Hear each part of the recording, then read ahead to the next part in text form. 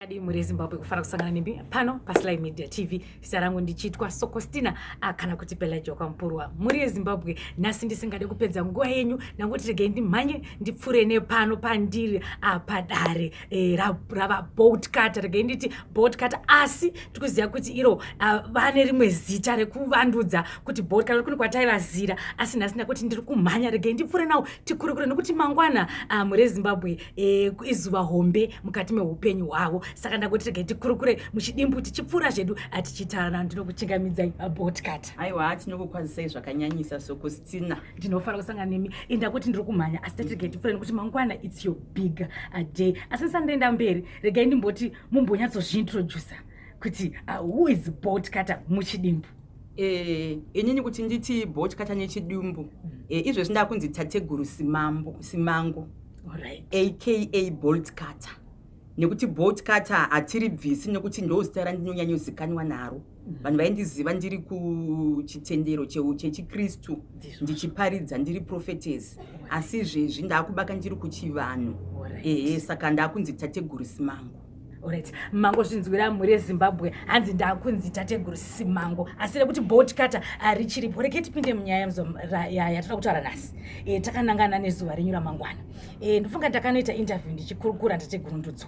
Ndikati aiwa tateguru Ndudzo boatcutter taivaziva vari kuchechi asi vati ivo vakuda kuuya kuzoshanda vari kuchivanhu. Munovagamuchira here?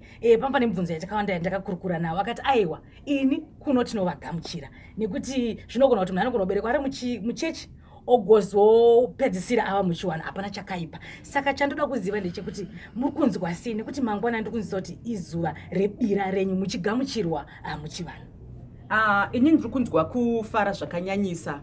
Ndofunga vanhu vakawanda vakanditumidzira malinki akaitwa nevanotungamirirawo Zinata vari secretary tateguru Ndudzo.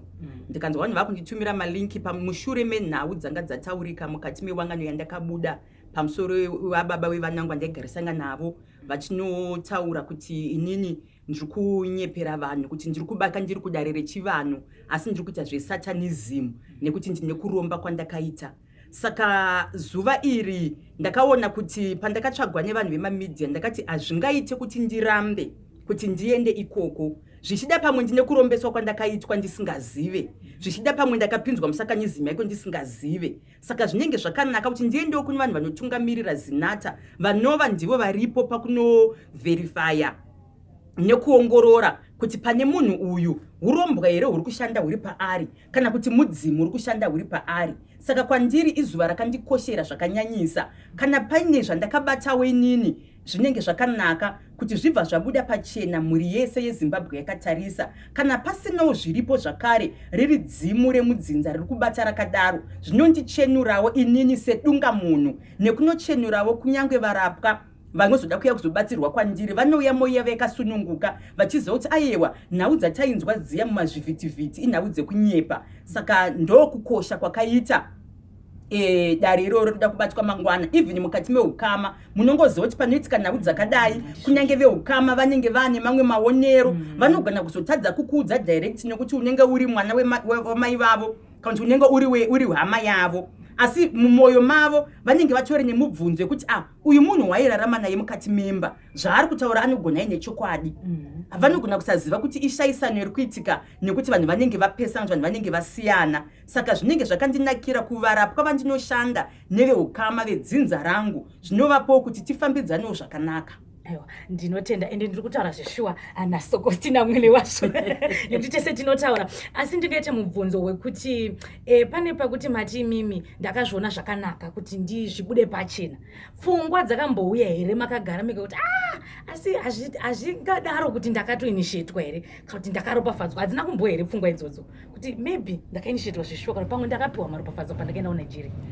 Inini pachangu pfungwa idzodzo hadzina kumbobvira dzakauya nekuti ndiri munhu wemweya. Zvakawanda ndinotoonawo nekunoratidzwa. Kana paine chakaipa chinenge da kuitika kunyange ndikasvika panzvimbo ndinotozviratidzwa kuti aiwa apa zvinhu zvawakuda kuitiswa pazvisirizvo. Saka kuti ndinyepe ndosaka ndisina kumbobvira ndaramba. dai ndanga ndiri mumwe ndakatanga kutonzvenga kuti ayewa handisida kuenda kune vanhu vezinata, handisida kutombozikanwa, ngazvingopera zvakadaro, vanhu ngavangotenda zvavakanzwa izvozvo. Asi nenhau yekuti ndinenge ndine kutenda mandiri inini sedunga munhu nechinenge chichifamba ndiri sehomwe yekuti ndineva ndinenge ndakatakura kushanda pandiri, ndinenge ndichiona kuti ayewa handina chandinacho, saka handina chekudya. Ndosaka makati regaitende mangwana. Chokwadi. Aiwa, muri Zimbabwe ringozvinzwikira ndichisvika pamubvunzo wangu wekupesera nekuti zvizhinji zvacho matozvitaura zvanaida kubvunza pamatanga. Vanhu vanogona kuti patakagara pano pane machira atiri kuona enyu. Asi vanhu vanotanga mubvunzo wekuti pane machira atinoona isusu anoshandiswa nechivanhu, chirareretso, black and everything. But ipana pamwe ndiri kuona a royal color, there's red. Mubvunzo iwoyo has been pertinent in comment sections. Vanhu vachida kunyatsoziva kuti saka pamachira apa zvekufamba sei. Chandinotaura chivanhu, it's not one size fit all. Like that, mukubata kwatinoita pamatare atinoita, munhu nemunhu ane dzimu remumusha make.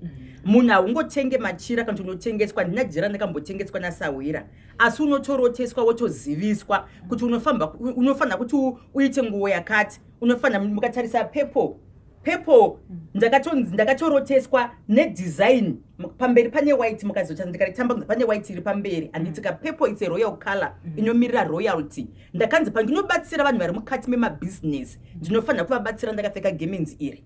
Vanhu vada kuita mabusiness, vada kubudirira pamabusiness avo, vada kubudirira kupfurikidza nechivanhu zvisiri zvekuromba, nekuti mudzimu wandinoziva inini weZimbabwe haubvumidze urombwa.